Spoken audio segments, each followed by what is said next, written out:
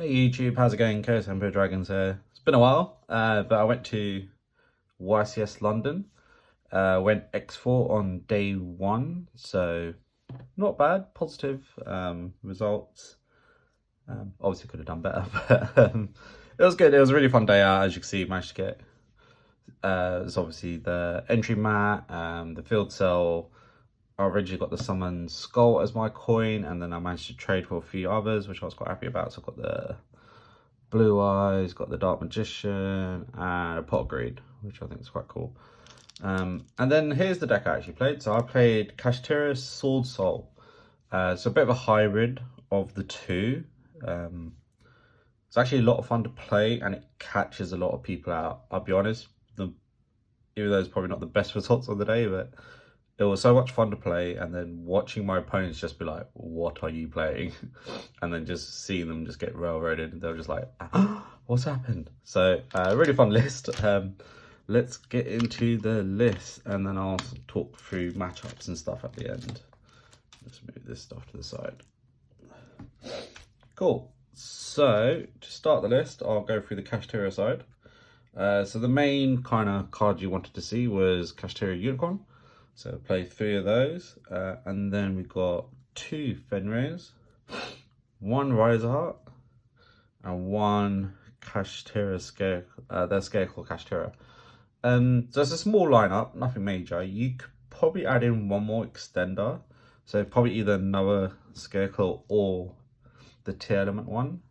I played the Tear Element one at the OTS Championships about a month or so ago, and I took it out because I thought maybe it's too much because I wanted to condense the list, but might be thinking of putting it back in.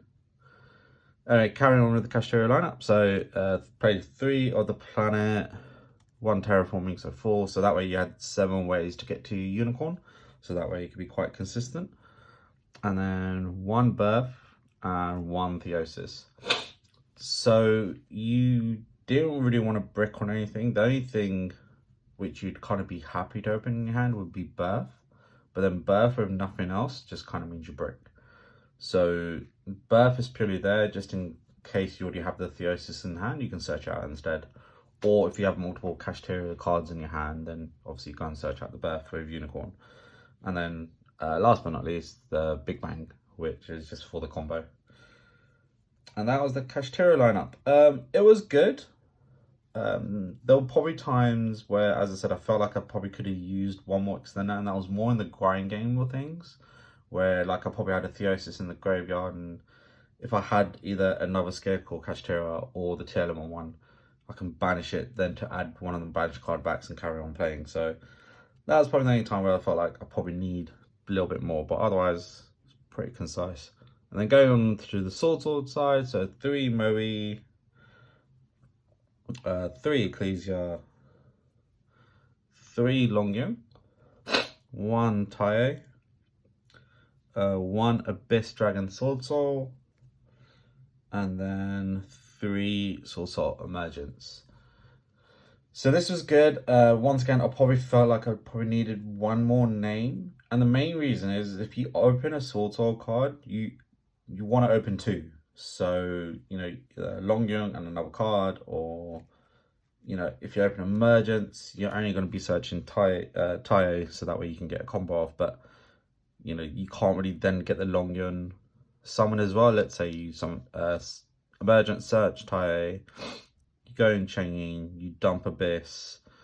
Let's say Changing, you add the Longyun, like, it will just sit in your hand. So, and I'm not playing Blackout because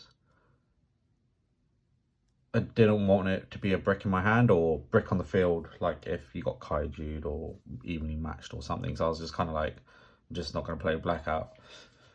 But so that was the only time where it just kind of felt like if you only have 1 card, it's a bit hard. But if you have 2 names, then that's why you wanted to play this ratio. You're probably just missing 1 or 2, and then you always open up 2. But that was kind of the ratio. And like most of the time with this deck, you want to summon up 1 of the Kashtiras first, either the Fender or Unicorn, depending on what you have in your hand. Search, and then you open up your Sword Soul, and you'll watch your opponent just be like, I have no idea what you're doing. and it's just really quite funny. But moving on. So hand traps wise, so 3 Ash, 3 Imperm. So as you can imagine, the space in the deck's quite tight, so I couldn't play too much different things. So, you know, Ash, very generic, hits most decks, Imperm as well. So very good from that point of view. Sometimes I would hold Imperm for my turn if I was going second. So, like, I played, I think, 5 Kashtira. So, like, if they just set up their Arise Heart, I was like, I'll just hold the Imperm, and then when they pass to my turn, just Imperm it and then just play my turn. So it was quite useful from that point of view. And then sort of like utility cards, which came very useful. So 2 talents, 2 enemy controller, and then for blowout, 3 evenly matched. Had to main evenly matched because there's just so many decks in the format that if you are forced to go second, like you lose the die roll, you just need some sort of blowout card in your deck. And you know, evenly was obviously the best choice. Like my first round was actually against a branded player, lost the die roll, he set up full combo. So he ended the field with like a Mirror Jade that he'd used, a Grand Lol, and he had like set 4. So I was like, well, I have no idea what those set cards were, and I'd opened up an evenly match with a Unicorn, a Moe, and a Longyun. So I had 4 combo. So evenly matched his board because branded don't tend to have any negates, and then just played through on main phase 2 and won the match that way. So yeah, evenly matched, definitely a clutch card today, came in very useful. But the list I thought was good. I probably want to make a couple of adjustments to it, but otherwise I think this is probably as far as this list could go. But yeah, definitely very fun. So let's move into the extra deck, and I'll just kind of explain the ratios there. So yeah, the main deck's very tight, but I think the extra deck gets even tighter if I'm honest. Cool. So extra deck, I was playing 2 Chizal, you know, your sort of main searcher, plus an Imperm on board. Backsail, great removal, get ready to clear a board. Draco, didn't end up making that at all during the day. Drageye, made once against a Traptrix mirror, not a mirror, a Traptrix matchup, worked out well. Sovereign, didn't make it at all. Chenging, made it a couple of times, won me the game. Its battle destruction, or its card destruction protection is very good. But also non-target banish was a great way. I cleared a Dragoon with it, which was quite nice. Baron is Baron, very good. And Psychic Game Punisher is such a good card. When you feel like you haven't got any plays, like from the Kashtira side or the Swordsoul side, so like the hands where it opened up, say, a Unicorn, a couple of Ecclesias and nothing else. Someone at the Unicorn tried to search, it got impermed. So I was like, fine. Someone at the Ecclesia, synchro into Psychic and Punisher. And then just sat on that, and they were just like, shit, how do I clear this? So very good card. I think I managed to get his attack up to like 12k at one point, just because I knew I was low on life points. So I went into battle phase to gain the attack, but I knew I couldn't win on that. So I didn't attack anything and just passed. So that way I had this massive towers on lower life points. And my opponent, if they went into the battle phase again, they would obviously gain enough attack that if they tried to attack me, I'd get the game anyway. So it was really nice just to sit on that. So very good. But that's it for the synchros. And then for the XYZs, got Kashtira Rise Heart, 2 Shangri-La, 1 Mind Hacker, 1 Metal Flare, and 1 Zeus. So Zeus was pretty much the main target for anyone to rip out my deck. So I was like, that's fine. Metal Flare, I think I didn't actually make in the day. There was only one game I went into time, and I actually made the Psychic End Punisher because I was low on life points anyway, and like I lost that match in the end, but it was like making the Metal Flare wouldn't have won me the game. So that was that. Shangri-La, make every now and then, wasn't sweet. A Rise Heart made quite a few times. But yeah, it was good. Like I didn't feel like I was missing anything for my extra deck that I could have made, if that makes sense. Like obviously you can change it, but like this kind of list worked, so it was good. And then I'll just go through my side deck and then we can talk through what my matchups were. Cool. So side deck, just went for 3 of, so 3 Nibiru, 3 Ghost System, Spooky God, Dogwood, 3 Book of Eclipse, 3 Lightning Storm, and 3 Anti-Spell. So nothing crazy.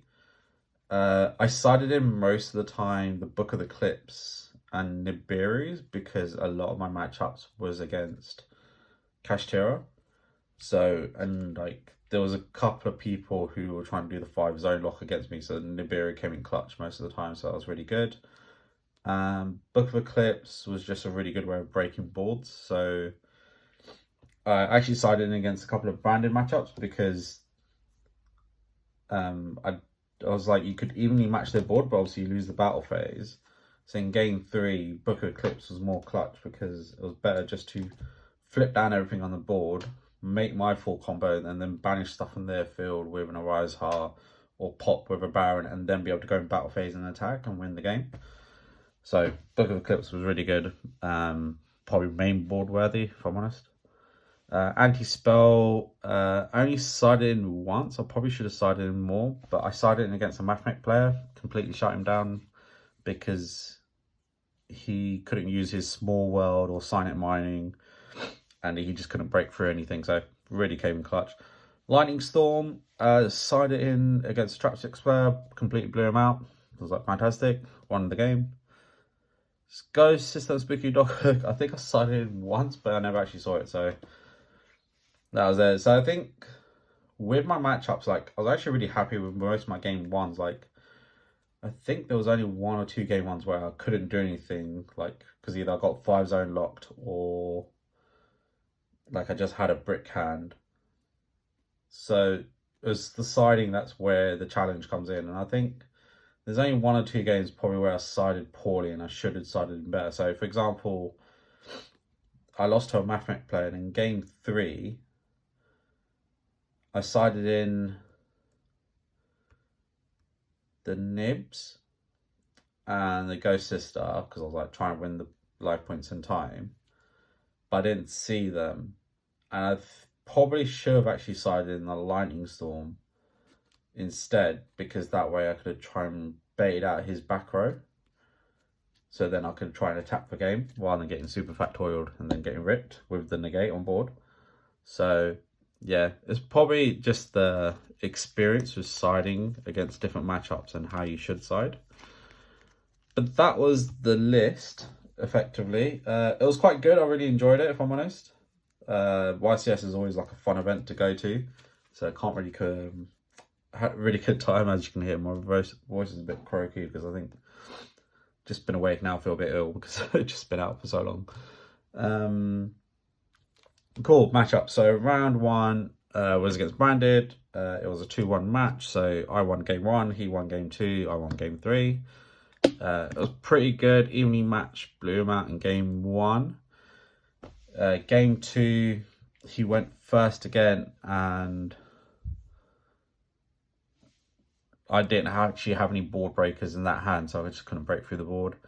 Game 3, I went first and just had enough disruption. So game 3, I only had to set up actually a Unicorn and Chenging, Cheese Out, with an Imperm set, an Ash in hand, and a Book of Eclipse. So I had enough disruptions for me not to try and overextend into a nib or something. So I was like, I built like a subpar board.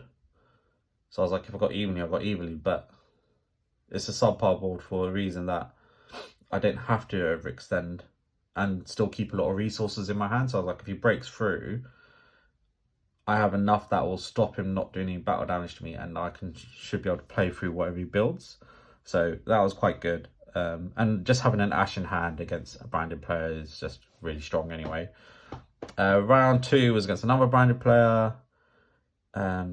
He won game 1, I won game 2. Game 3, game 1 he gimmick puppet me. I just couldn't do anything with it.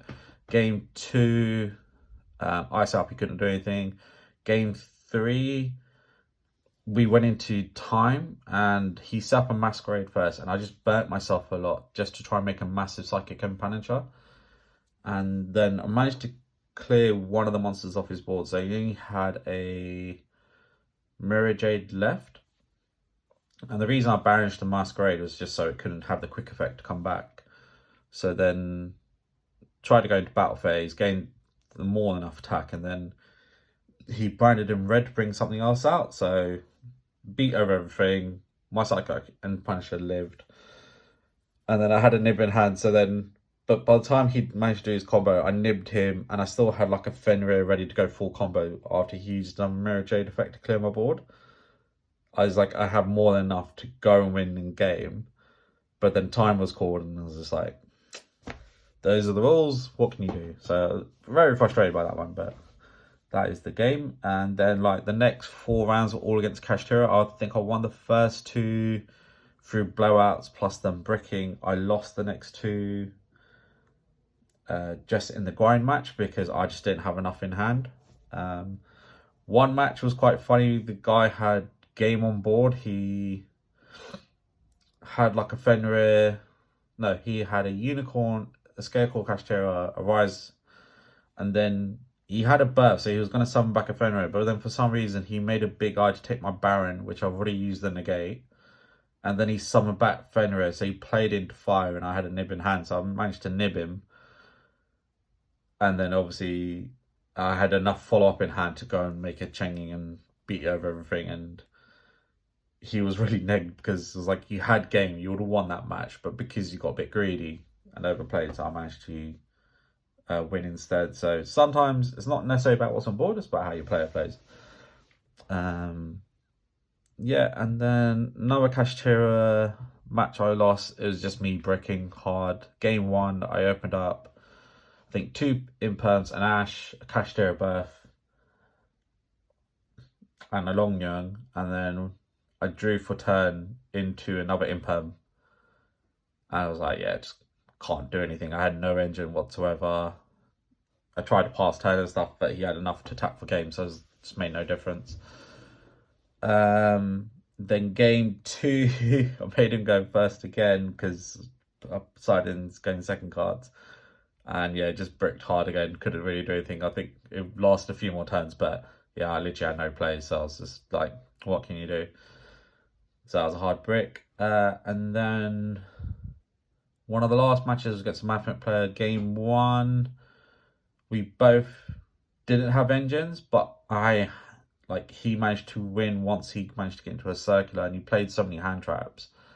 Like the Mathematic matchup was actually quite difficult just because of the amount of hand traps he had. So game 1, like, he just outgrinded me. Game 2, I set up a big enough board that he just couldn't break through. And then game 3, and I had the anti-spell, which just stopped him. And then game 3, he went first again, but he only really ended on the Alabertion and a Superfactorial. But it was kind of enough because I'd used 2 hand traps to stop him. And then I summoned out Pressure Planet, searched the Unicorn, managed to summon a Unicorn, then he went Superfactorial. Then the cards I had left in hand was a Birth, a Moe, and a Swordsoul Emergence. So I was like, if I use the Birth and he negates it, then I still have a Swordsoul play. But then if I use, say, the Emergence, which he negates with the Prime Mathematic because it gains the effect from the level 4, then I was like, I've got a dead Moe and then a Birth, potentially, depending on what his back row was. I wasn't sure. But it was like, so yeah, I did the Birth, he negated. Then I summoned the Moe, revealed the Emergence, and yeah, he negated. So I was like, cool, can't do anything. And then he has enough to go for like make an access code in the next turn. If I did it the other way around where I went Emergence and got a Long Young and he didn't negate, and then I went Birth, I think then I could have made it like a level 10 and try to play through, but then, you know, it's hindsight, like you don't know what your opponent has, so that those will be the matches. But yeah, that was the list. I had a great time at YCS, managed to get quite a few trades in as well, so I'm very happy. But yeah, feel free to use it as a template, improve on it if you can. And all the best. Please like, comment, subscribe, and see you next time.